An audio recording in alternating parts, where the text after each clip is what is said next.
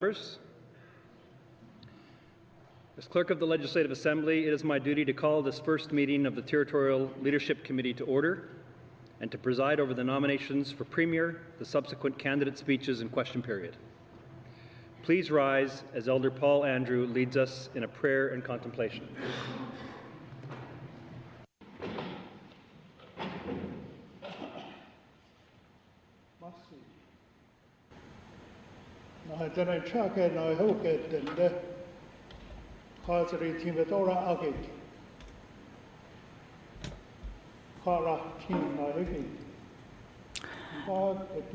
When our elders tell us before you start a meeting, our elders used to say, start with a prayer. In the past, that's how it is tradition to open a meeting with a prayer. Always have said that we should pray. However it is that one prays, that we always pray. And they always remind us of our obligations to the little ones, and even the younger ones, and those yet unborn. That we have an obligation and a responsibility to those who are yet to come. And hopefully, Creator willing, we will leave them a world that is better than the one that we inherited. My grandfather had 52 songs, very spiritual songs. Songs that sustained the people of the mountains for many years, and even though he is gone over 70 years ago, we still sing his songs and practice what he taught us. And we try to carry out what he instructed with some degree of humility and with a hope that it will continue to sustain us and help us.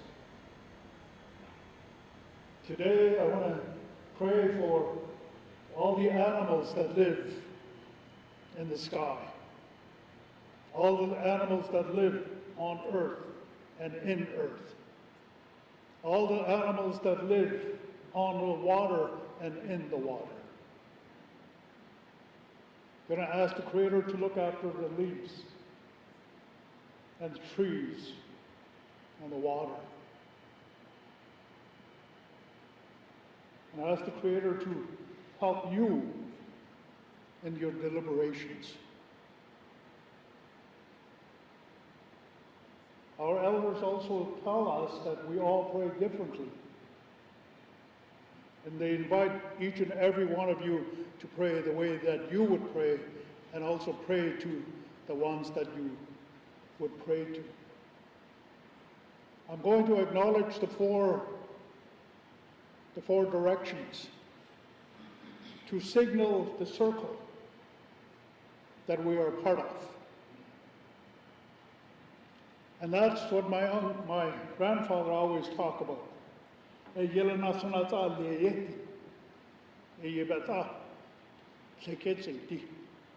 how we help each other in that circle. And we always look out for each other in that circle.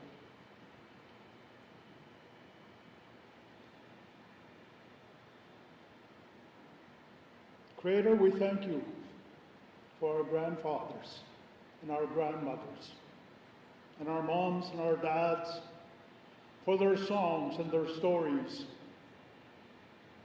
and for their love, their unconditional love. We thank you for all the animals that live in the waters and the animals that live on the land and in the land, and we thank you for the ones that live in the trees.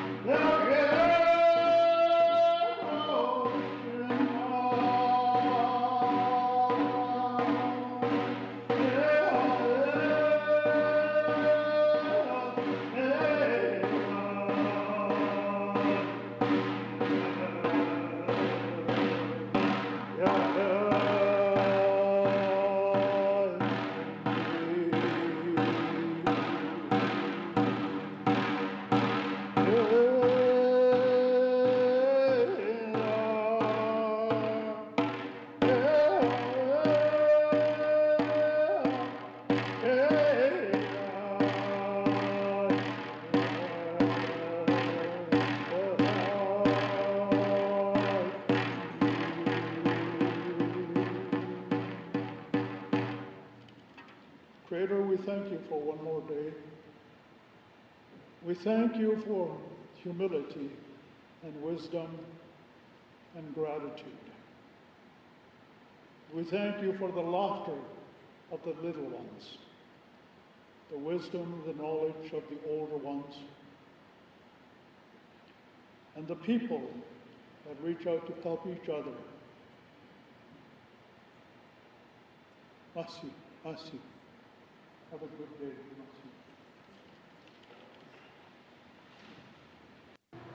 Merci. Thank you, Elder Paul Andrew. Members, please be seated.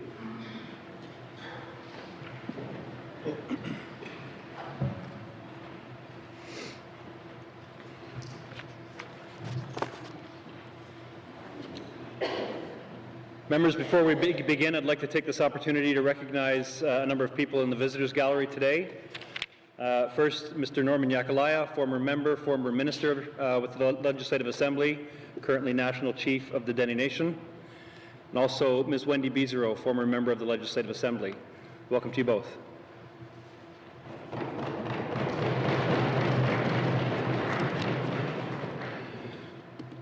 As mentioned, this is the first meeting of the Territorial Leadership Committee for the members of the 19th Legislative Assembly. All members have a copy of the agenda in front of them. Are there any additions or deletions to the agenda? Seeing none, is the agenda adopted? We're agreed? Thank you, members. Members and those following along in the public gallery and at home, you have previously confirmed a process to select the Premier that varies somewhat from the past. Your predecessors from the 18th Legislative Assembly divided the process for the selection of Premier from a one-day process to a two-day process. As you have agreed, the process for selecting a Premier for the 19th Legislative Assembly will be divided into two distinct stages. Today, those members wishing to allow their names to stand for Premier will each identify themselves publicly and make a speech of up to 20 minutes. Following these speeches, each member will be entitled to ask up to 2 questions to each candidate for Premier. Your questions should be addressed equally to all candidates, and I ask that you keep them short and specific.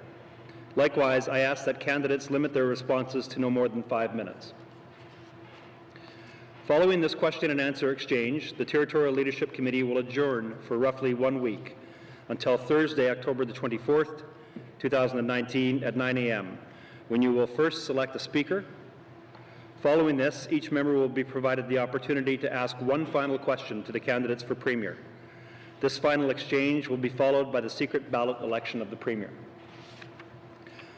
Later that afternoon, you will proceed to identify, hear speeches from, ask questions to, and elect members of the Executive Council, according to the 222 or North-South Yellowknife custom that has been used by previous assemblies. Now, with regard to technical matters, members should be aware that you are not required to turn on your microphones when you rise to speak. That will be done automatically for you.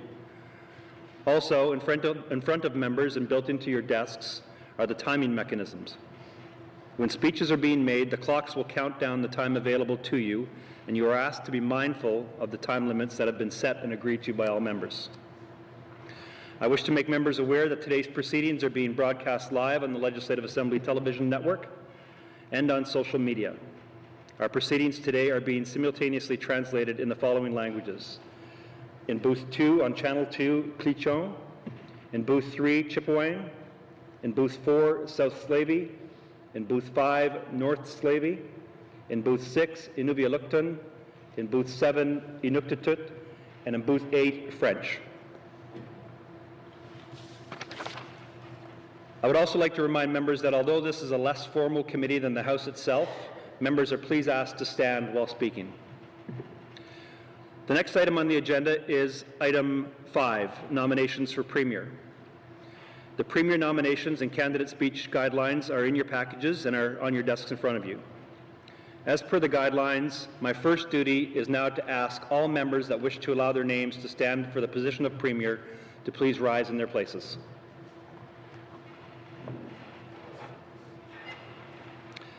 Thank you. Nominated for Premier then are Mr. R.J. Simpson, Mr. Lafferty, Ms. Cochrane, and Ms. Martselos. Thank you. You may be seated.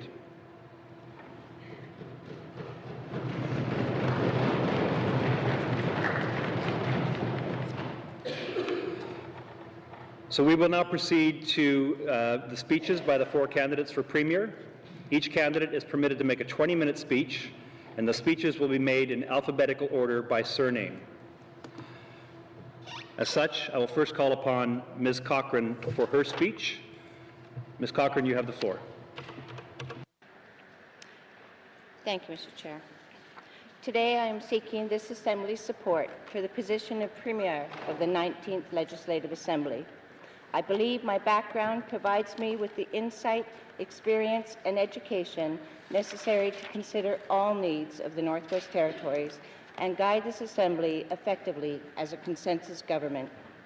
As a minister who held 7 portfolios over the last 4 years in the 18th Legislative Assembly, I also gained a perspective on the operations and procedures within government, especially what worked and what didn't work. I believe I have the experience and commitment to lead this government within the true spirit of consensus government. My heart is in the North. My family moved to Yellowknife 56 years ago when I was a small baby. My partner Rory moved here in his early teens, and together we have a blended family with children and a grandchild living here. My commitment is to the long-term prosperity of the North, its people, and its programs and services that people need to live a healthy and prosperous life. I am also a proud Métis woman, and my Indigenous mother and non-Indigenous father have instilled a sense of caring for all people. Like many, my life was not always easy. I experienced the hardships of family addiction, violence, and homelessness.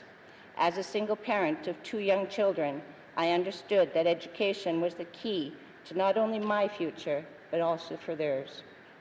I returned to school and obtained a degree in social work. Before entering this Legislative Assembly, I dedicated 20 years to supporting the needs of our most marginalized populations.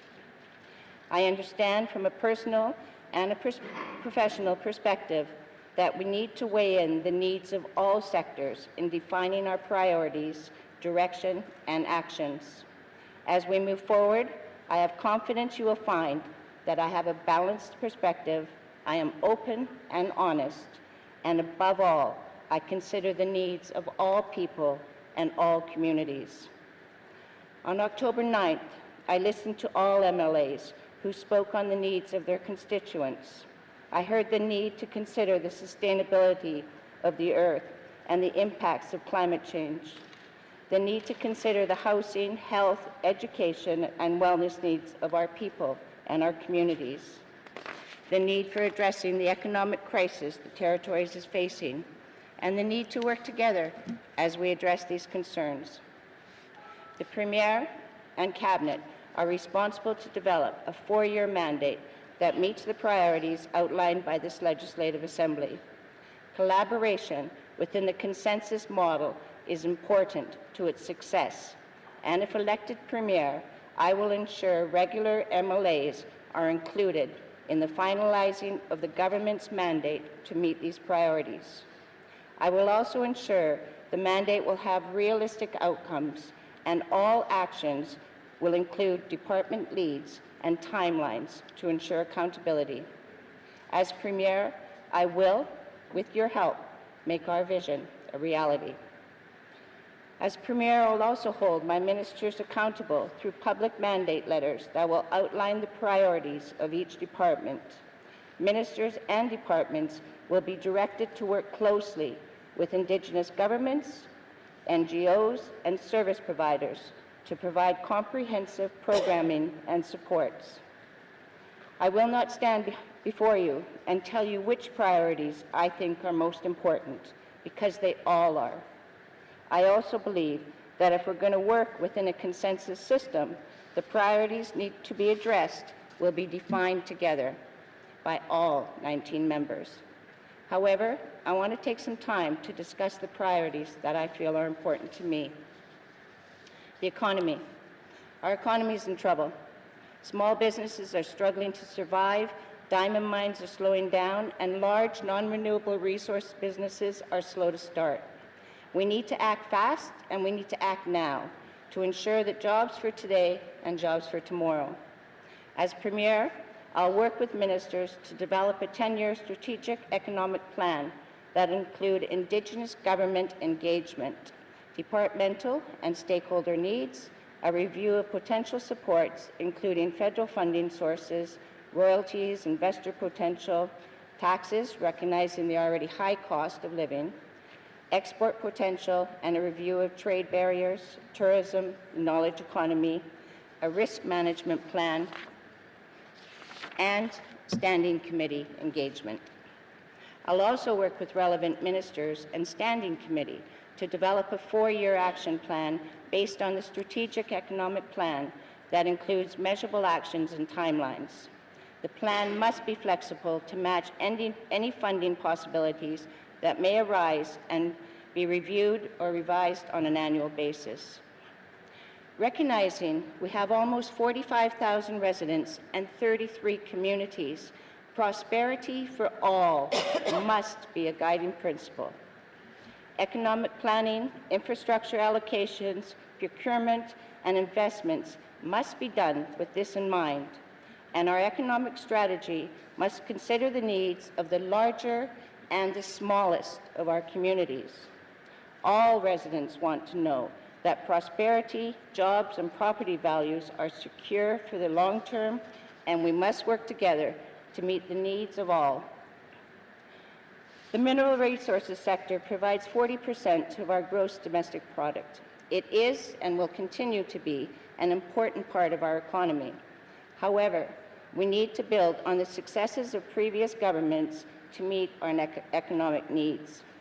As Premier, I'll give direction to bring together industry and environmental experts, Indigenous and community government representatives, and regular members for a summit on the current and future state of resource development in the Northwest Territories and how we can find collaborative solutions to move forward together in a sustainable manner. Develop the regulations for the Mineral Resources Act as a priority to be done collaboratively with Indigenous governments and in consultation with all stakeholders, including the Chamber of Mines, Chamber of Business, and community governments. Increase investment in mineral exploration and consider strategic infrastructure investments that can extend mine life and help reduce exploration costs for future mining investments. Support diversification by expanding the tourism market internationally with a focus on promoting the smaller communities. Continue investing in green energy and renewable technology, farming, fishing, forestry, biomass production, tourism, culture, arts and film, and the Indigenous traditional economy. Growing the knowledge economy by creating a Polytech University that will bring additional research funding to the North, maintain the knowledge in the North, and allow us to become leading experts in addressing climate change, maintaining and revitalizing Indigenous languages, and development of environmentally friendly, renewable, and non-renewable technology. And continue to support the Small Community Employment Fund and the Small Community Committee to oversee the program design and funding distribution. And to better support the range of needs within our economy, change the name of Industry, Tourism and Investment to the Department of Economic Diversification and Development. At the same time, we need to do more to support local businesses and strengthen our procurement policies. We have to invest in our people and focus on getting our own residents to work, which will help increase our revenues, provide pride in our people, and lessen the reliance on social programs. As Premier, I will ensure that this is implemented through developing infrastructure projects in partnership with Indigenous and community governments with the goal of having economic development opportunities in all regions of the Northwest Territories. Working in partnership with Indigenous and community governments to lobby the federal government for large-scale projects such as the Mackenzie Valley Highway, Tolson expansion, and the road into the Slave Geological Province that will create good jobs and support sustainable development. If chosen as your Premier, I commit to work with Cabinet and regular members and meet with all Indigenous and community governments to develop a territorial-wide economic strategy and work in partnership to pursue funding from the new federal government. However, we must ensure that we are fiscally responsible and working in a strategic, sustainable manner. We need to look at how we can deliver quality programs in the long term, so we have to think differently about how we do business. We will need to make some hard decisions and look at our programs and services to ensure that they are still meeting their intent and look at ways that we can provide them in a more efficient, effective manner. Protecting our environment. We're at the forefront of climate change.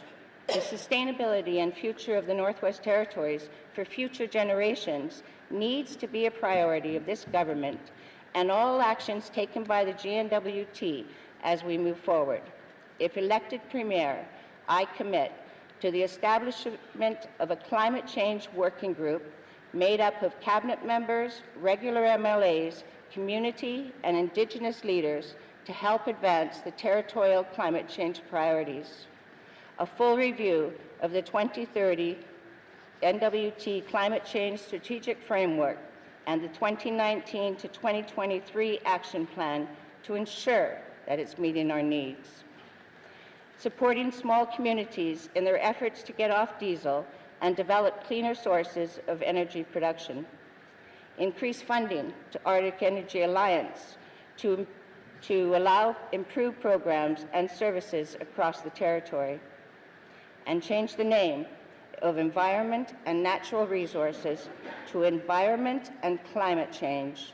The work the government of the Northwest Territories is doing to combat climate change needs to be given the recognition and the focus that it deserves. Any new infrastructure needs to reflect our changing climate and incorporate measures to lessen the need for non-renewable resources. Excuse me. The Polytechnic University can be a leader in working with Indigenous knowledge keepers in climate change adaptation and mitigation research. This includes becoming leaders in contaminated site remediation. If selected as Premier, I will also focus on international relationships that not only look to their best practices on climate change, but also to share our own. Investing in people. While resource development makes up a significant part of our economy, our greatest resource is our people. I will not stand here and say that we can make a significant dent in the cost of living in the NWT. However, what I can say is by investing in our people and giving them the foundation that they need for success, we can stabilize the cost of living. As our economy changes and with our current debt limit, we must be creative and strategic in our expenditures, while at the same time trying to meet the needs of our residents. As Premier, I will give direction to look for innovative practices to address the CMHC housing funding, which will end in 2038. This could include placing a higher priority on home ownership and lease-to-own options for residents who are able to maintain their own homes, which will allow us to build more homes. Amalgamate the Department of Lands and Department of Municipal and Community Affairs as a more cost-effective and efficient way of delivering the services needed by Indigenous and community governments. Place a higher emphasis on senior residences to meet the growing demographic. In communities where able, senior residences should be based on a cost recovery model by incorporating market and subsidized units. Develop a model for affordable, universal childcare across the NWT, whether it be at a reduced cost or free. We will have to explore the options and work towards this in the long term. Place a higher focus on pre- and postnatal and parenting supports to assist in increasing the number of children developmentally ready for school. Increased support and focus for the JK to 12 education system, recognizing the critical developmental milestone periods with the goal of supporting our youth to successfully graduate. Make a reality the Polytechnic University by building on 3 strong communities, 3 strong campuses, and at least 21 strong community learning centers. Increased focus on rehabilitation and restorative justice and partnerships with educational and wellness support and Indigenous governments and organizations with the goal of successfully reintegrating offenders into society, housing, and employment options. Study options for specialized courts to better suit the needs of vulnerable residents with addictions and mental health issues. Add supports to health and social services, as well as focusing on a stronger recruitment and retention strategy. Training Northerners for these roles also needs to be a key priority. Pilot a guaranteed income model with long-term income support clients. This will assist people in having sustainable income that promotes accessing additional employment options and reduces the administration time and cost for the government of the Northwest Territories. An increased focus on the children in care to ensure they're provided the same standard of care we expect for our own children. We must also explore options with Indigenous governments for them to take a leadership role for our children in care. The use of an equity-based and gender-based analysis in any new program or service delivery to ensure we are truly focused on services that meet the needs of our residents. We also need to revisit our decentralization policy to ensure the benefits of decentralization can be felt in the regions. Modern treaties and self-government. The settling of modern treaties and providing supports for self-government is critical, both for the wellness and prosperity of Indigenous people, but also to help restore confidence to potential investors that the Northwest Territories is a place to do business. I believe a core component to completing these agreements is trust. I have made it a personal priority to be honest, fulfill my commitments, and foster good working relationships with Indigenous governments, and I believe this will be an asset as we continue this process. It's time to focus more on collaboration and partnerships, and that means changing the way we interact with Indigenous governments. If elected as your Premier, I will meet on a regular basis with the leadership of all Indigenous governments that are in negotiations in an effort to advance negotiations and address any obstacles. We must advance our shared goal of a strong and sustainable future on the foundation of respect, recognition, and shared responsibility. We need to conclude the outstanding agreements in order to bring increased certainty to land and resource management and economic opportunities for communities and regions. It's about relationships. It's about working together. Let's get these agreements completed so we can move forward on building our economy and building strong communities and people. Intergovernmental relationships. I said relationships are key to success, and as such, it's imperative that we work with our Member of Parliament so we have a strong voice in Ottawa. We need to work with our Indigenous and community governments if we're truly going to represent the needs of all residents. As Premier, I commit to the development of a strategic federal engagement plan that takes into consideration the needs of regular MLAs, Indigenous and community governments, so we have a shared message and approach to lobbying Canada for what we need. These meetings will be the basis of a strong lobbying effort and bring representatives from all governments together in Ottawa to meet with federal ministers and bring forward our common concerns. We must also build strong alliances with our territorial and provincial counterparts to ensure everyone is aware of our exceptional challenges in the North. The 3 territories working in partnership on issues, when applicable, has been extremely beneficial, and we need to foster these partnerships as we go forward.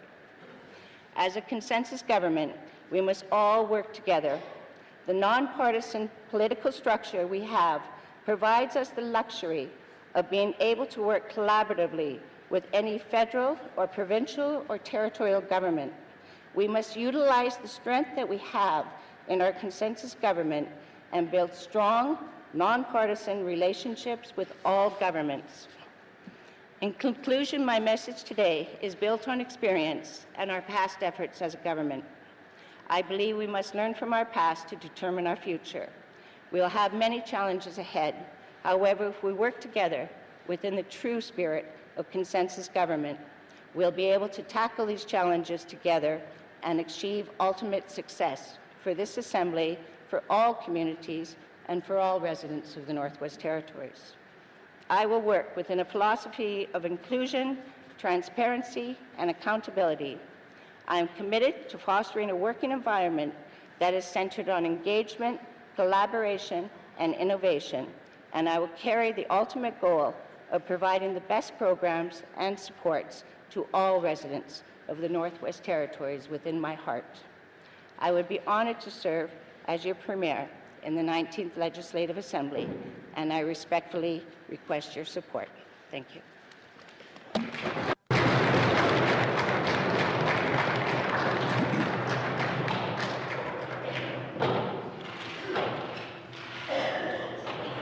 Thank you, Ms. Cochrane. Members, I'd like to draw your attention to the presence in the gallery of Grand Chief George Mackenzie from the Cliccho government, as well as Mr. Henry Zoe, a former member of the Legislative Assembly and a former minister.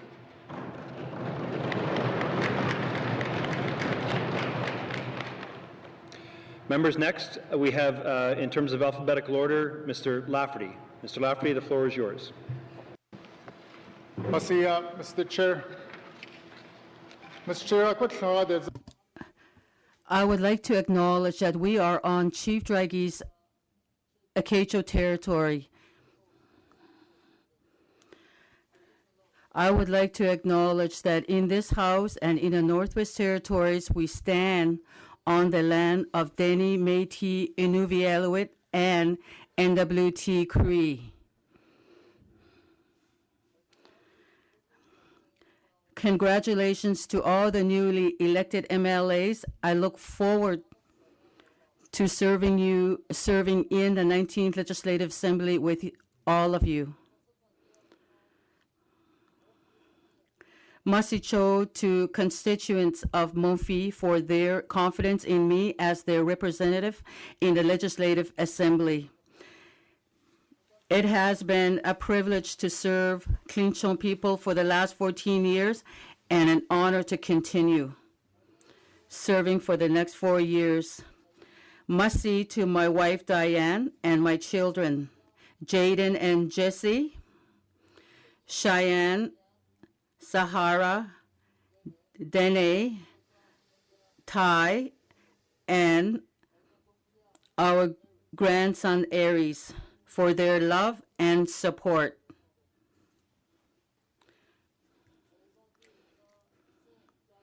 I am Jackson Lafferty. My father is Morris Lafferty. He spent much of his life on the land. He was a trapper, a dog musher, and provided for us what he harvested. He was adopted to and raised by Mairdale Lamoille. My grandmother also had a hand in raising me, as I was the oldest grandson. My mother is the late Dora Marie Lafferty.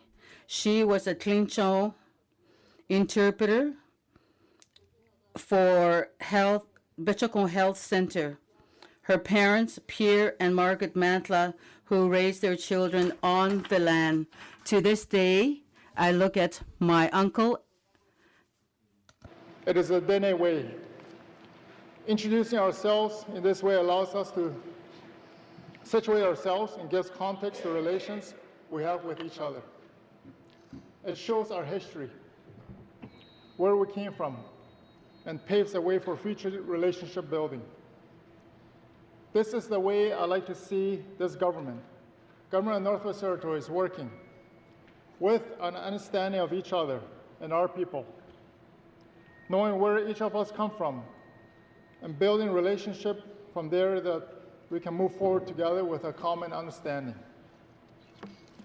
We need to serve in a spirit of Dinenau with good intentions. We need to serve within culture that values respect, listening, and cooperation. I have been involved in governance for half of my life, 25 years. As a young adult, I got involved early local and regional politics. I served in this House for 14 years in administration of the 3 different premiers. I served as a regular member. I served as a cabinet minister for 8 years. In the last assembly, I was entrusted with the Speaker's chair. So I do understand the roles and responsibilities and the realities of those various positions. I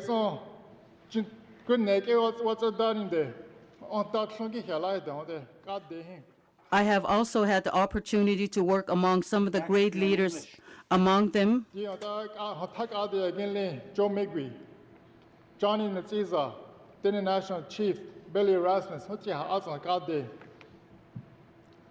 Masi Gehonde, Nizi Hasigaton, Nizi Yasigi Cholani, that's Adele. I saw a easy logo, Honti, Chinka Danege, Gadi again, Sikhalata Data, that's Adele. I saw on the Masi, that found the Diota now would see a gate on there.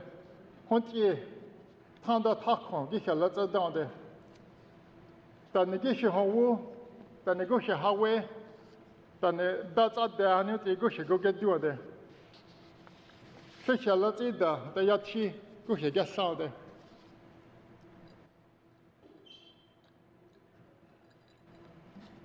The late Pierre Beaverhole, a very well respected elder from Wati, gave me advice when I first began in politics. He talked about the importance of promoting our languages in all of day-to-day events and gatherings. Our language, our way of life, our culture makes us who we are. And we must never forget that. Pierre told me that in order to be a leader, I must do it in my own language as well. His advice to me as Awi, a leader, was to stay true to yourself, to always do what you believe is right. Mr. Beaverhole also spoke to me about the Dene drum and its meaning. We do have one up there as well. The beat of the drum is the heartbeat of the people of the North. It stands for harmony and unity of our people. It is not by chance that our legislative chamber is in circular shape like a drum. Pierre told me to carry the message forward of the drum at the gatherings and meetings to share the meaning of unity. Masi Pierre, Masi Wohwa de Jibi. All those words as a rookie counselor in my 20s, these were powerful words. I have held these close to my heart, and they led me since then. I often return to visit Pierre for his advice. So as we serve in this house, let's never forget the drum and what it stands for.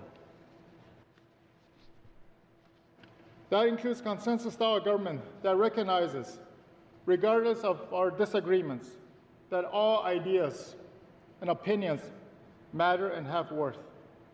Working collaboratively in a consensus-style government strengthens and unites us in ways that party politics will never can.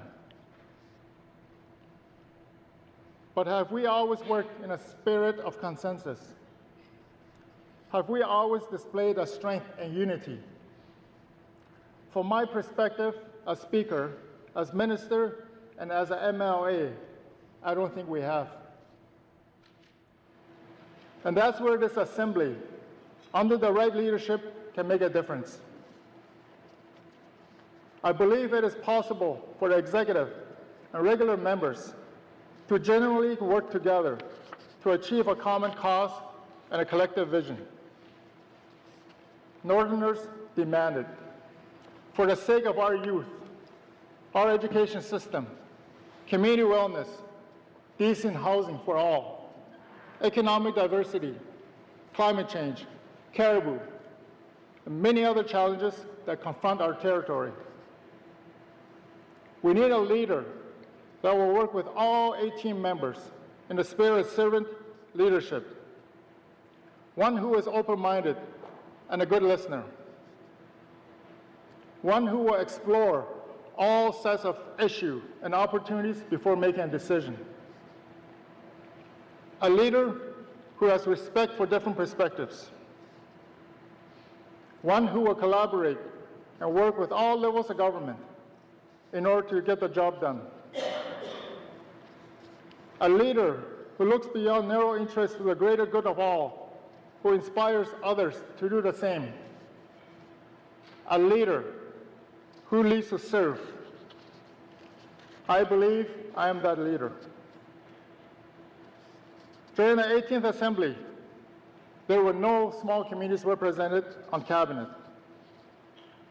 Ministers were only drawn from Yellowknife, Hay River, Inuvik, and Fort Smith, large urban centers very different from 33 small communities that make up the rest of the territory.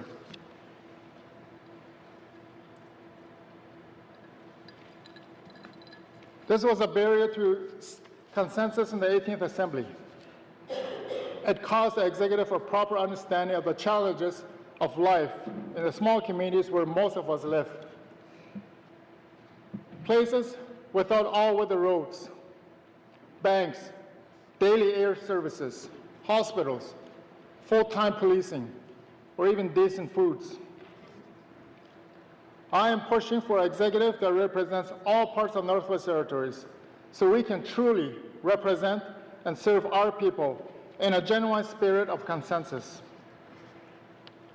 The October 1st general election has given the territory much to celebrate. It was conducted in a spirit of fairness and efficiency that 9/10 of the world's voters can only wish for. Most remarkable of all, women today occupy 50% minus one of the seats in this chamber. This milestone will have a lasting impact on policy decisions and outcomes of this government. It is an outcome that I welcome with all my heart. Finally, the election has delivered a crop of bright and committed MLAs representing incredible diversity, skills, talent, and experience. Amongst us, MLAs are experts in Indigenous governance, engineering, healthcare, media, law, climate change, business, social issues, each and every one ready to make a difference in the lives of our constituents. The NWT deserves a premier who, through collaboration, will incorporate these diverse perspectives and experience into cabinet decision-making and lead us to serve the people of the Northwest Territories to the best needs of their needs. I am up for the task. I know that each of you is equally committed to collaborative tasks at hand as well. That's not to say that it will be an easy road. The challenges are very complex, critical to the well-being of our constituents. The challenges far outstrip the fiscal resources available to us. Furthermore, GNWT doesn't have exclusive jurisdiction over the Northwest Territories. We share governance with municipalities, the Constitution entrenched Indigenous governments, other Indigenous governments seeking settlement of their claims. The federal government, also a crucial partner and primary source of revenue. The consensus principle applies to our dealings with these important players. With trust, patience, hard work, and right leadership, it can succeed in most difficult circumstances. In our priorities sitting around the table, MLAs discuss around economic prosperity. We all recognize that there's a need for economic diversification to build a northern economy.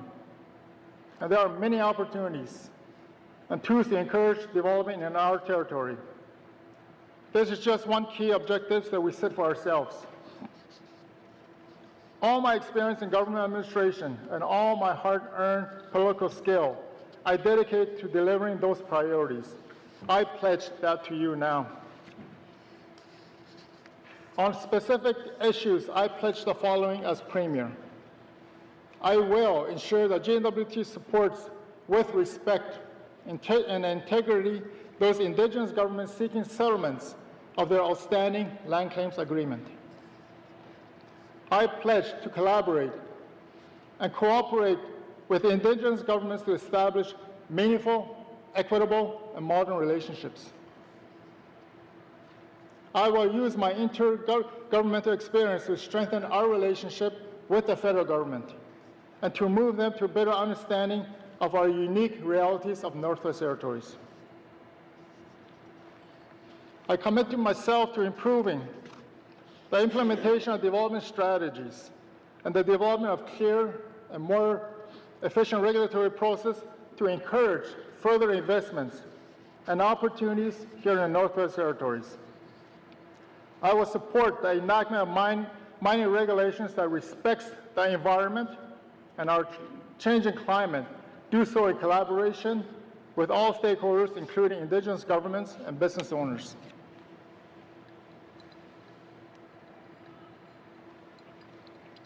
To help diversify our economy, I will support business development, especially in small communities and with Indigenous governments. Targeted areas will include tourism, ecotourism, research and development, arts and culture, as well as development of infrastructure. I will work with communities to dissolve barriers to procurement and contracting and help strengthen our skilled labor force. I will ensure that the wisdom of our elders is taken into account in planning for climate change, and that Indigenous knowledge has the same weight as science. Under my premiership, the GNWT will collaborate with federal government to ensure food security and reduce costs, especially in smaller communities. The communities will be involved. Food security includes agriculture and traditional harvesting. I promise that in Northwest Territories will continue to lead the country in reconciliation initiatives in the wake of the National Truth and Reconciliation Commission and the federal inquiry to missing and murdered Indigenous women. I have already led the way by creating mandatory modules, teaching the history and legacy of residential schools as part of the school curriculum. I will be a strong ally in language revitalization, including research and encouragement of youth to speak their Indigenous language. I pledge to work in close collaboration with the communities, with the Indigenous governments, the federal government, nonprofit groups to find viable solutions, such as Housing First, to the housing crisis that we face, especially in small communities, and especially respect to displaced and homeless people. I pledge my support for Polytechnic University on par with institutions in the South. I want to encourage our post-secondary students, the graduates, to continue their higher education here in the Northwest Territories, to pursue their careers here in the Northwest Territories instead of taking their talents south. Respect health and wellness. I want to make sure that no Northerners are left behind. This means strengthening reconciliation efforts, supporting individual wellness in culturally relevant ways. It means better communication between departments, communities, and Indigenous governments. Ensuring no one is left behind means integrative, wraparound social service. It means supportive, innovative approaches like the Arctic Indigenous Wellness Foundation and FOXY and SMASH. It means restorative justice options, connecting elders and with the land. Ensuring no one is left behind means a greater focus on accessibility and affordability of early childcare. Finally, ensuring no one is left behind means ensuring that services are in place for our seniors, for addiction treatments, and for our mental health clients. I pledge my heart to ensuring no one is left behind. It's not possible to catalog my responses to every issue we face. Time doesn't allow. But I am an excellent listener, and I have respect for different perspectives. If elected Premier, I commit to working as a team to explore all sets of issues or opportunities before making a decision. As we serve the people of Northwest Territories, we are reliant on the expertise of those who work in a public service. Our public service is a resource to be cherished and honored. It is a professional, skilled, and dedicated to the people of the Northwest Territories. This also applies to the unions, who work diligently to protect workers' rights and workers' welfare. As a Premier, I will provide leadership necessary to keep our senior government staff focused completely on the priorities set by this House. Under my premiership, senior staff will engage more with the people of the North in the communities. The same goes for Indigenous governments.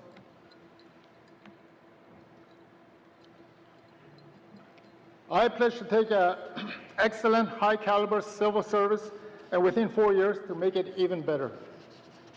And by better, I mean tightership and greater efficiency. Deputies and assistant deputies will be required to search out and eliminate duplications and overlap. There are no other way if we are able to find the dollars needed to fund the priorities that we have set.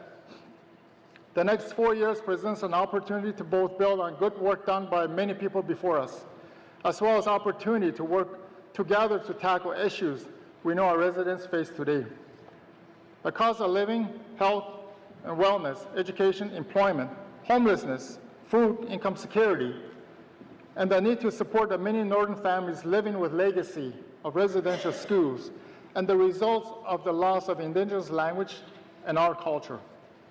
It is my goal in the next 4 years that people will be able to look back in 19th Assembly as a government that put collaboration and cooperation first, a government that worked together for the good of all people of Northwest Territories.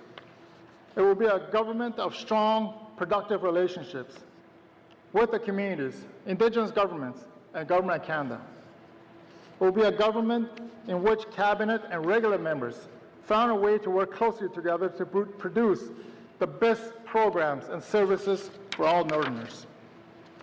An NWT united behind a collective vision that leaves no one behind. If elected Premier, I promise every member's voice will be heard in this House. Every community will be represented.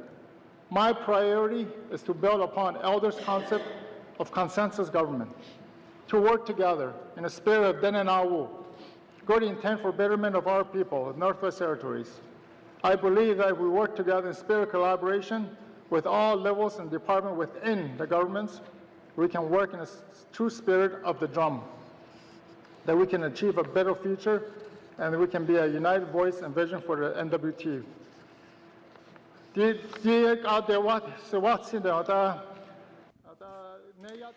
If I am Premier, I promise every member's voice will be heard and every community will be represented. My priority is to build upon our elders' concept of consensus government. We are all here today with same vision for the North. Let's all work collaboratively together and achieve our common Northern goal. We will be like one people. We are all here to work in this chamber. Each one of us will present what we will want to work on. We will be working on. Thank you.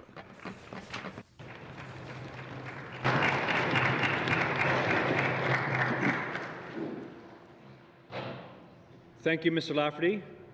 Next, I will call upon Ms. Martselos to deliver her speech. Ms. Martselos, you have the floor.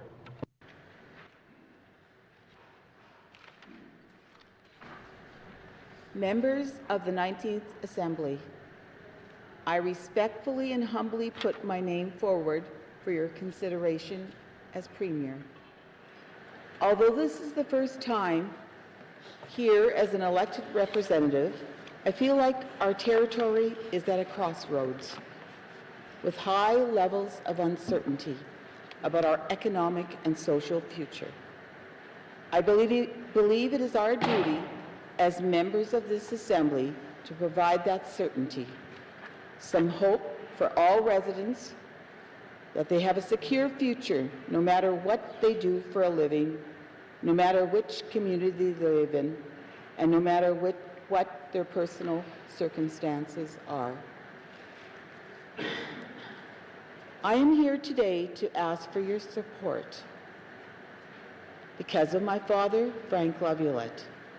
After my mother passed away in 1995, I began spending more time with Big Frank. I was a businesswoman, and my husband and I were at a point where we were contemplating our own future. I had been a witness to my father's transition from bison rancher to politician.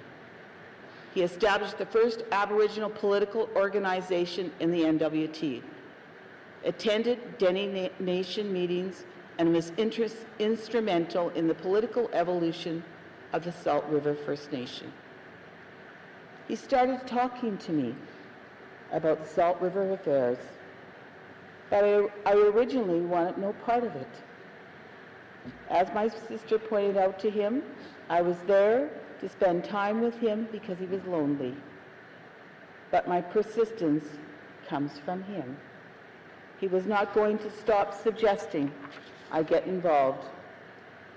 I started to see politics as part of my future, and in 2007, I got involved in the Salt River First Nation. In life, business, and politics, I've overcome adversity and challenges, realized opportunities, suffered loss, and experienced success. Though it was all I always believed in what I was trying to do, I believed in my vision of where I was going. And I believe now our territory needs a vision, building on the accomplishments of previous governments, but doing things in different ways. While there are proven ways to develop, implement, and evaluate government policy, I believe our residents want us to do new things in new ways. They don't want the status quo. We have elected 12 new MLAs, including myself, as proof. They want positive changes to move our territory forward with healthy people, a safe and pristine environment, and a thriving economy and a business community. Earlier in our deliberations, we outlined our priorities for this Assembly. We've been all entrusted with looking after the people, the environment, and the economy of the NWT. If chosen to be Premier, I believe one of our first priorities should be our Aboriginal people. The NWT is a leading jurisdiction in our country for recognition of Aboriginal rights. So I believe it's time for the Government of the Northwest Territories to fully endorse and implement the United Nations Declaration on the Rights of Indigenous Peoples. It is also time to settle outstanding Indigenous land and resources negotiations for the Acacho, the Detcho, and the NWT Métis as quickly as possible. We should also fight to have both reserves in the NWT recognized by Canada as federal reserves. We've heard from many leaders across the territory. The Government of the Northwest Territories is standing in the way of outstanding land claims. We have an obligation to truly walk the talk and seriously support the settlement of these claims in order to move forward. We shouldn't be an obstacle to settling these claims, and we should be actively moving to remove other obstacles to settling these claims. Settling Indigenous lands and resources negotiations will provide certainty for Indigenous governments to begin to draw jurisdiction down on self-governance, bringing programs and services closer to the people they serve, and economic opportunities if they chose to develop their lands and resources. We have all heard of the potential income and the huge positive impacts these agreements have on resource exploration in the NWT. The completion of these agreements would only bring certainty to industry, whether they are exploring on Indigenous lands or lands that are retained by the government.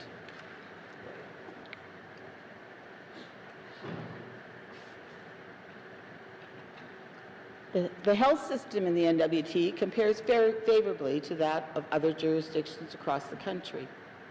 However, we need to make improvements by having doctors who live in the NWT and not simply dispense medical services as locums. In my home community, I've benefited on and off from seeing the same physician for extended periods of time. But we do need to do more to offer that level of service consistently to our residents. We must work together to support our healthcare workers and instill continuity in our health system so that our sick and elderly feel that they have a doctor that is their doctor, a doctor that knows them, that knows their medical history. Continuity will ensure our health system develops an environment of prevention. As statistics show, millions upon millions of dollars are spent on treatment. Monies could be saved by promoting healthy lifestyles for all residents. Money spent on prevention has huge returns on the health system and our society. I believe one of the wisest investments we can make as a government is in our children, setting the stage for their journey through life. We've all spoken about the importance of childcare to help our residents work and the positive impact this may have on our economy. Creating a universal subsidized childcare program is a must if we are to set the table for the people to work. Investing in early childhood development is the first and most essential building block in ensuring wellness and increasing our graduation rates. Offering post-secondary education opportunities in the NWT by supporting the plan to develop a Polytech University/University of the North is vital. When I was a child, there were many tradesmen in my hometown, the majority of which obtained their journeyman status right in Fort Smith. Currently, our territory suffers from a lack of qualified trades personnel. I believe it's time for us to re-examine the model that produced so many qualified tradespeople. The Polytech University would go a long way in filling this void. We have an opportunity through the Aurora Research Institute to be a leading jurisdiction for the use, study, and sharing of the polar satellite data. Can we support and revitalize our connection to Aboriginal languages and traditional lifestyles through our university? We must work to ensure this is a truly unique university where people across the North, Canada, and other parts of the world will want to come to study.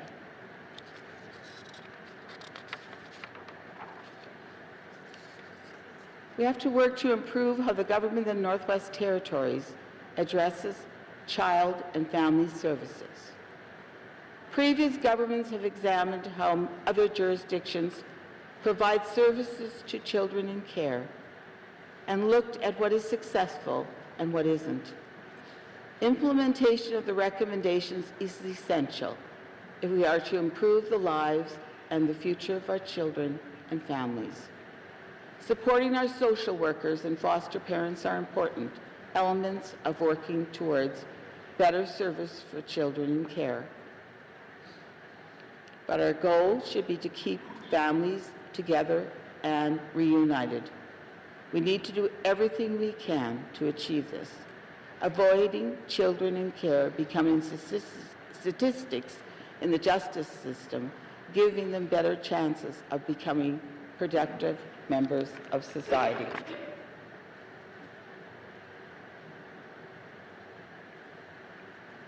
As Premier, I would like to look closely at the mandate of the NWT Housing Corporation. I see great potential to resolve many social housing issues we face across the NWT by allowing people who can afford to be homeowners to become homeowners. Only people who find themselves in a permanent, unfortunate situation should remain in social housing. We need to encourage and support others to transition into home ownership. In addition, the Housing Corporation should work to improve market housing across the NWT by providing incentives and programs which encourage homeowners to maintain and upgrade their dwellings.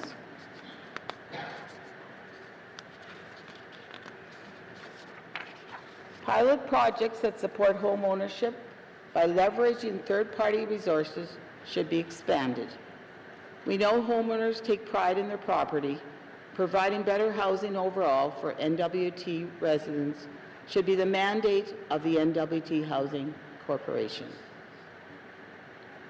Across our territory, investing in infrastructure may be one of the most important investments the government of the Northwest Territories can make. Infrastructure has to be built in order to maintain our territory in good working order. However, we must look at each infrastructure project through socioeconomic and environmental lenses in order to ensure positive impacts on our communities as we build our roads, schools, and health centers. We must plan to manage our debt to safeguard the next generation from the burden of unmanageable finances. We need to work with the Indigenous governments and the federal government to increase the speed in which money flows to our territory and to explore project funding models that leverage resources to get more projects done to support our communities and our economy.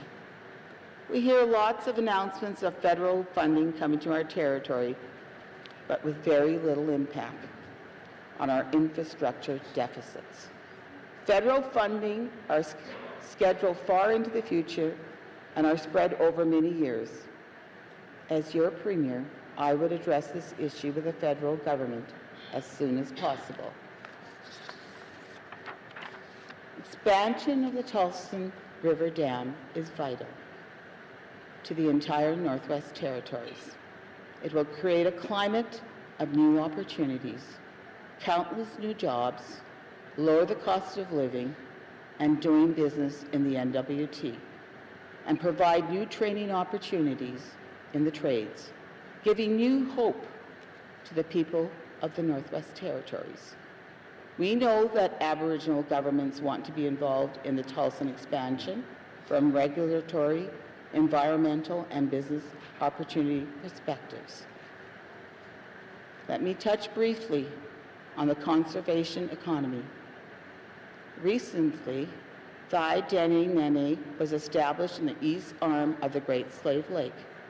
This park, along with other parks and protected areas, offer many opportunities for our people to participate in the conservation economy.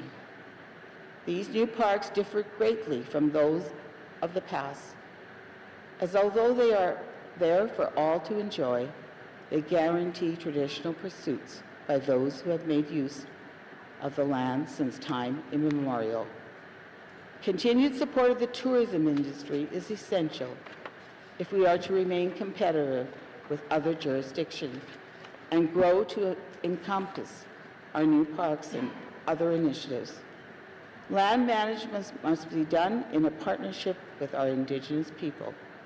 We should share the land and work together so that our Indigenous partners don't see it as a government encroaching on their land. As your Premier, I believe we should place a heavy emphasis on supporting small business. Incentives provided to small business, such as tax breaks, business incentive policies, no collateral access to funding, and technological support will help small business succeed. We need to work together to expand tourism beyond the territorial capital and make sure our own northern operators are the ones benefiting the most from tourism. Small business is truly the way we can turn our economy around and put our people to work. The cost of living in the NWT is continually on the rise.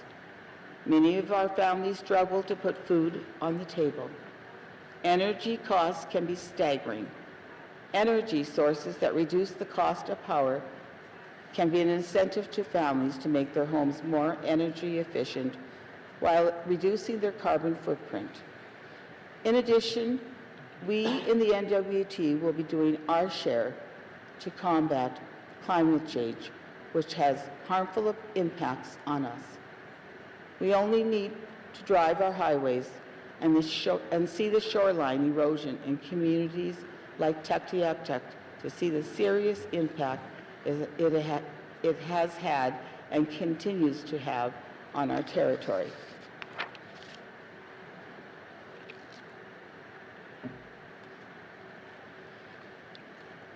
My intention as Premier would be to visit all your constituencies so that I can hear firsthand what your constituents feel is needed to make the North a better place to live and improve their lives.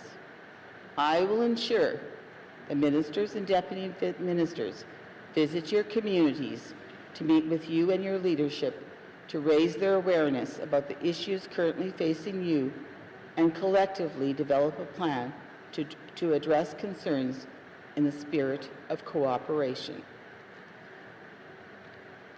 Today I have risen to ask you to give me an opportunity to be your Premier.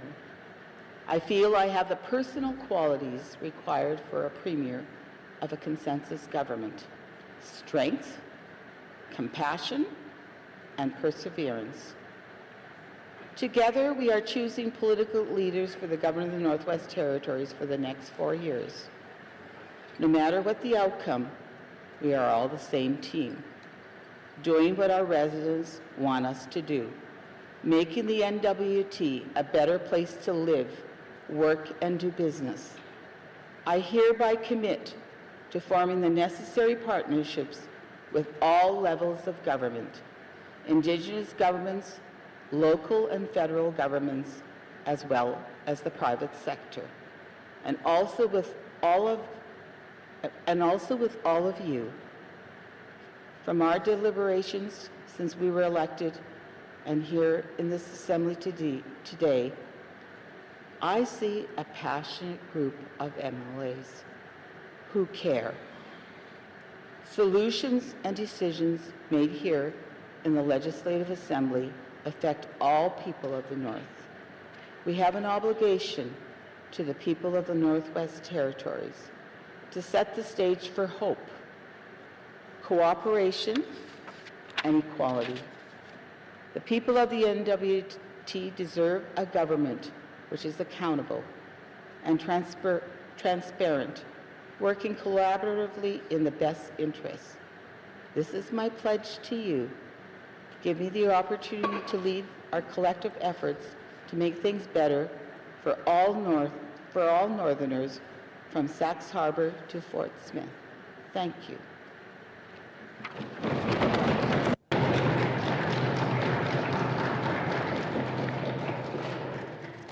Thank you, Ms. Martselos. Finally, we'll turn the floor to Mr. R.J. Simpson. Mr. Simpson, the floor is yours.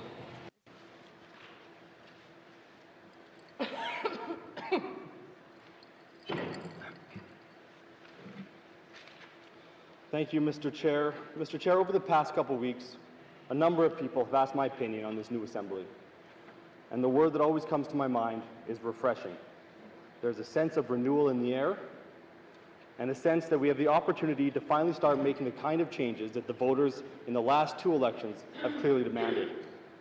In order to do that, we must first begin to address some fundamental issues that are at the heart of our ability to govern and our legitimacy as a government, including accountability, the functioning of consensus government, our relations with the public service, the public, other governments, and the relationship between the capital and the rest of the territory.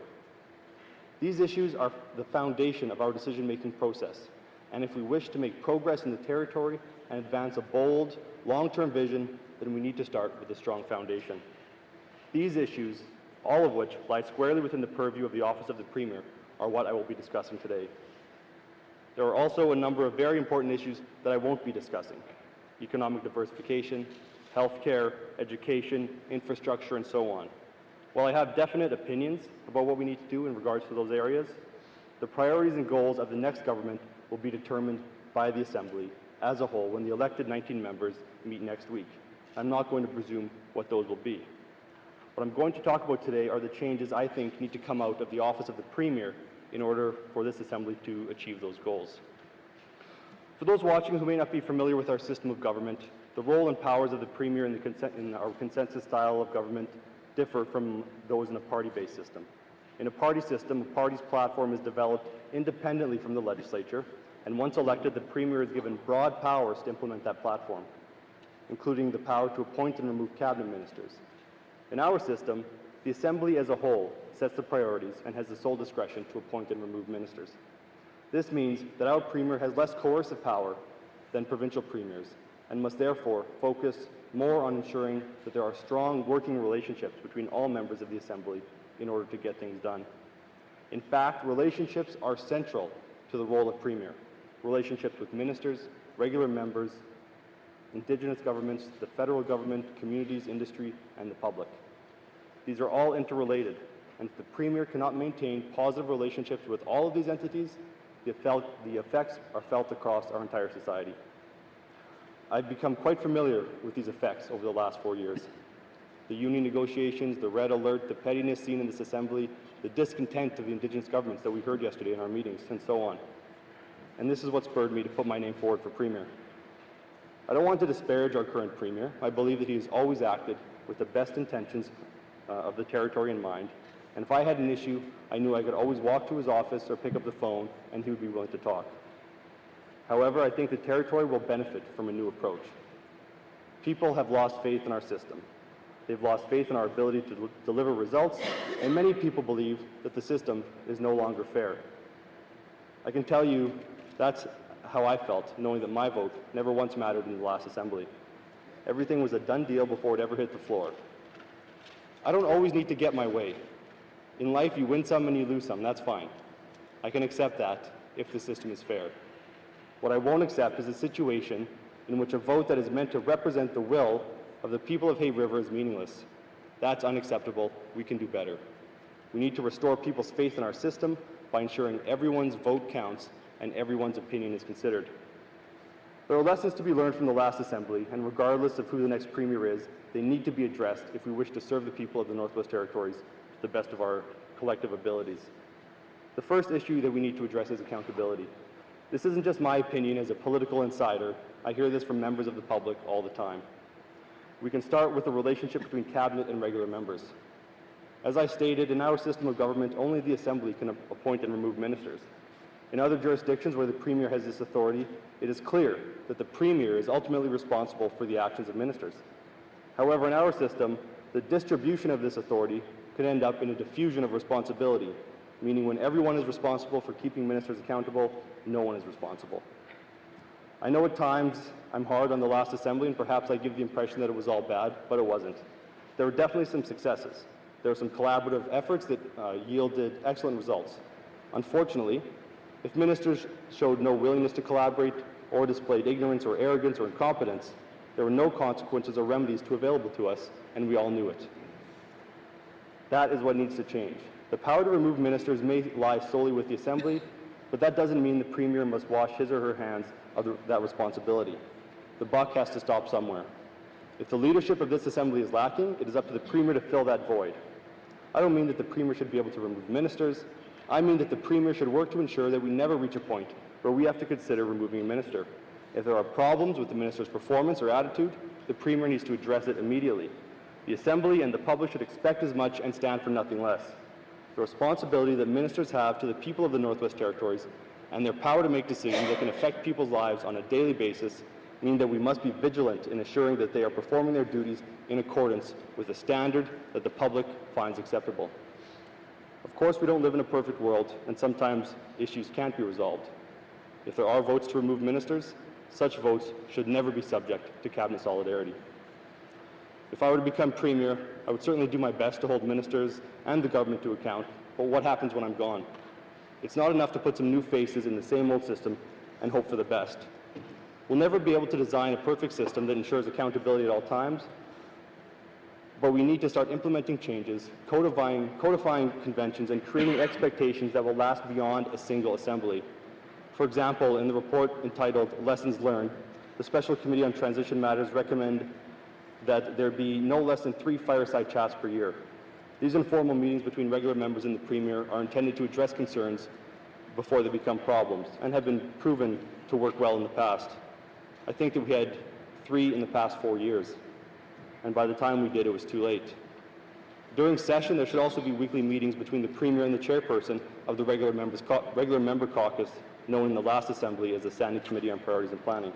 These are the type of practices that need to become conventions.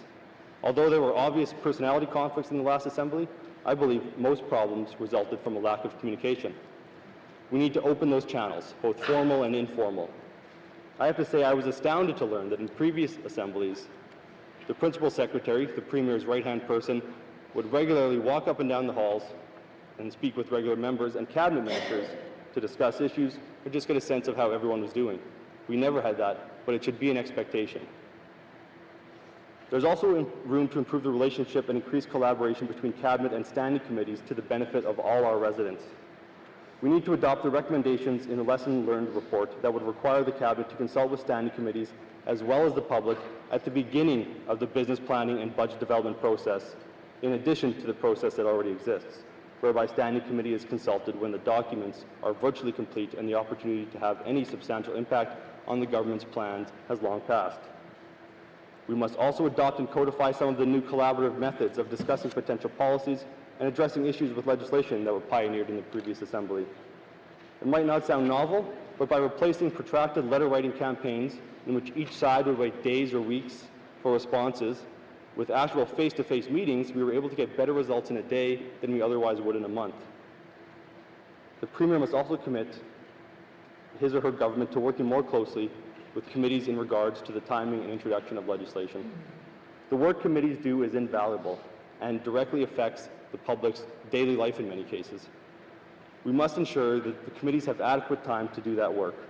Such coordination could also create time for more special committees to be struck. It was only late in the last Assembly that the potential for a special committee to examine the health system was discussed. Allowing for such work could have far-reaching impacts for the people of the Northwest Territories, and is another example of how Cabinet and regular members can collaborate for the benefit of the people. No discussion about accountability would be complete without a discussion of the bureaucracy.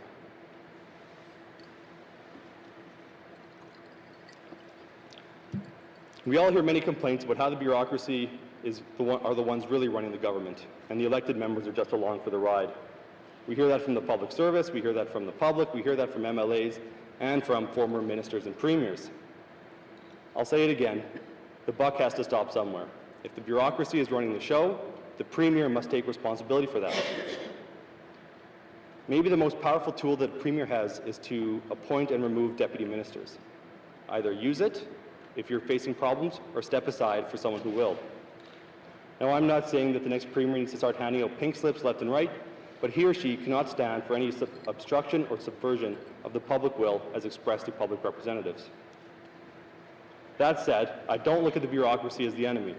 I figure I've met most of the GNWT senior management, and I have a lot of respect for them, and I honestly think they work for the benefit of the North. And I think I have a good relationship with most of them.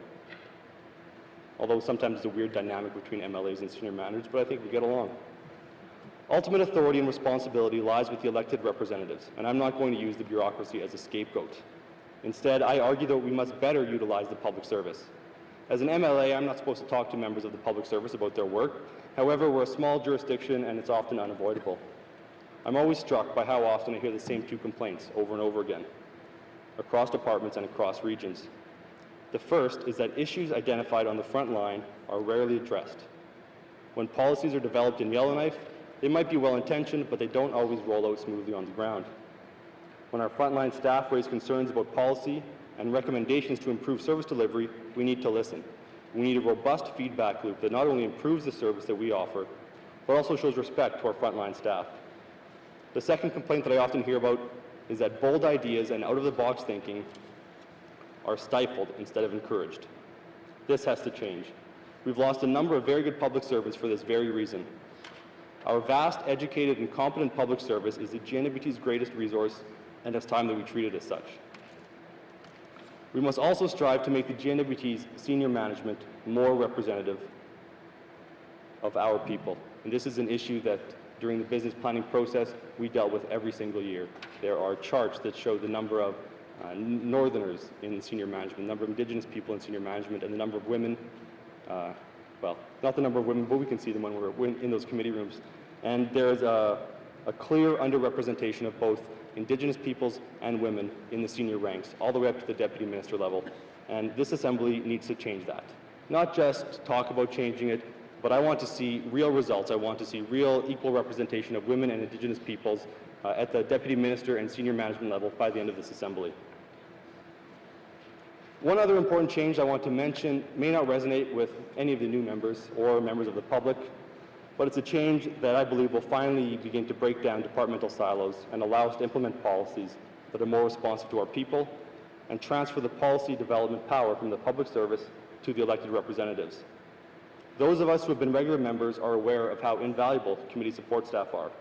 In particular, our research advisors have the seemingly impossible task of reading and analyzing all the documents received by committees and being able to provide members with information about how a particular policy or piece of legislation will play out or how it interacts with pieces of legislation from other departments or even other governments. I'm not exaggerating when I say that regular members could not do their job without that assistance. This staff works directly with and takes direction from the committees. I was genuinely shocked when I learned that Cabinet does not have a similar body to support them and aid in the development of policy. While there are policy positions within the departments, they are accountable to their deputy minister, not to Cabinet. There's no single body that can develop cross-departmental policies or strategies.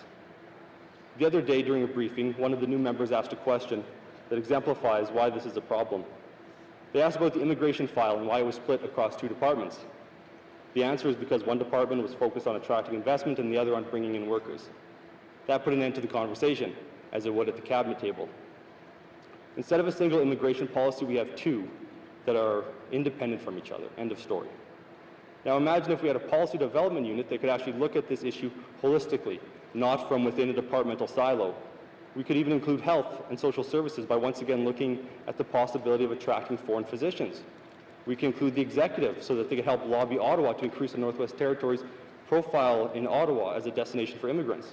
We could engage Aurora College to help address language or education deficits.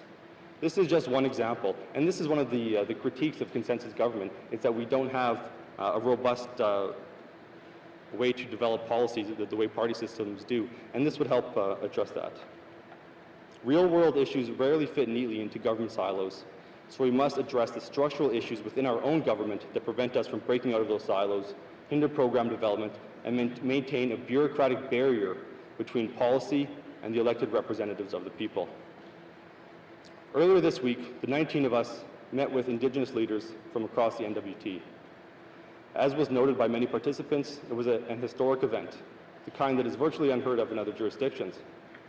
Despite the fact that our government has a much more progressive relationship with Indigenous governments than do provinces, it was clear from the discussions that there is still much frustration, and understandably so. The finalization and implementation of land claims and self-government agreements have stalled. The entire territory, all of us, will benefit from concluding unsettled claims and implementing agreements. And there is a general consensus that a new approach is needed to move forward. What does that approach look like? I'm not sure. but I'm sure that whatever it is will have to make people uncomfortable. The GNWT has spent far too long in its comfort zone. Nothing should be off the table. We want to go back to the table with fresh eyes and without the preconceived notions that have held us back. One of my colleagues made a comment yesterday that I thought was interesting. Instead of the GNWT in Canada presenting offers to Indigenous governments, perhaps GNWT and Indigenous governments should be presenting offers to Canada. That's the kind of relationship we need to strive for. We need to work together in partnership because, as was said time and time again at the meeting, we're stronger together. We also need to begin discussions about the future of the GNWT. And I've had this discussion with many of you. The GNWT is only 50 years old. What is it going to look like in another 50 years? We're a very unique jurisdiction. As we settle these claims and as we continue to implement self-government agreements, what will the role be for the government of the Northwest Territories in 50 years from now and 100 years from now?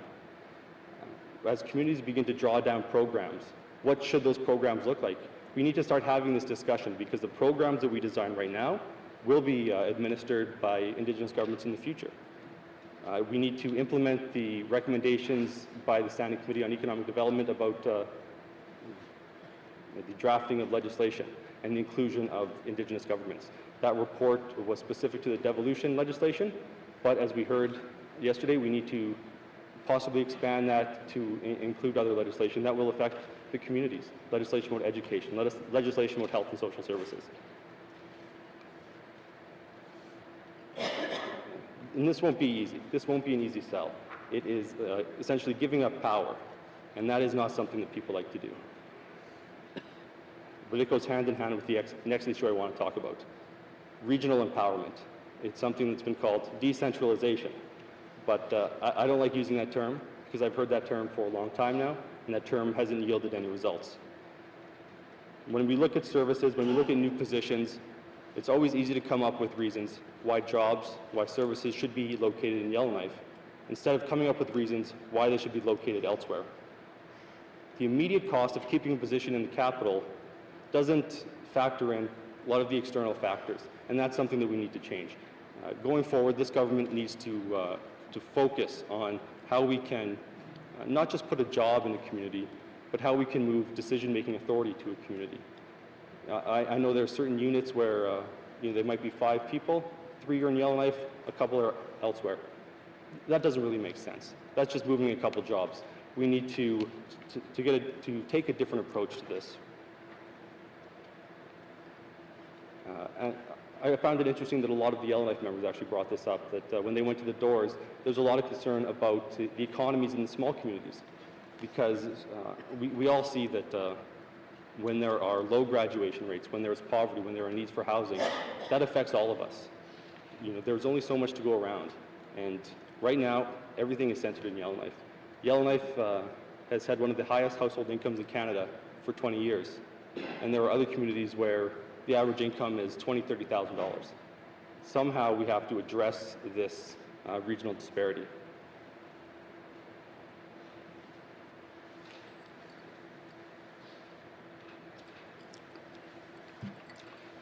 Finally, I want to talk about focusing on results. One of the criticisms that I've had, that many of us has had, that the public has had, is that the government is good at talking.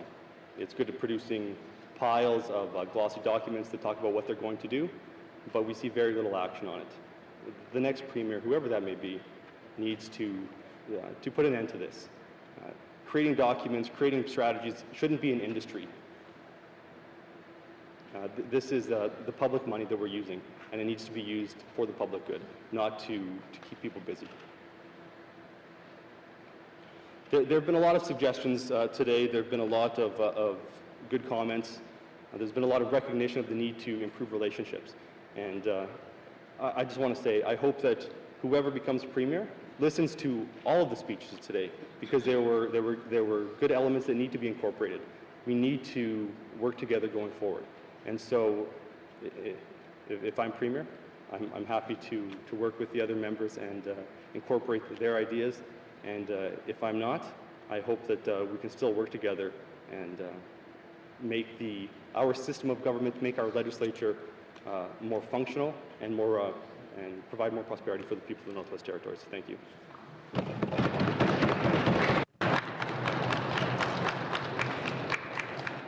Thank you, Mr. Simpson, and thank you to all four candidates for Premier for keeping your comments within the timeframes that you'd agreed to. Very well done indeed. Right now, we'll take about a 15-minute break. We'll reconvene at about 5 to 11, where we'll commence our question and answer period. So we will adjourn right now until 5 to 11. Thank you.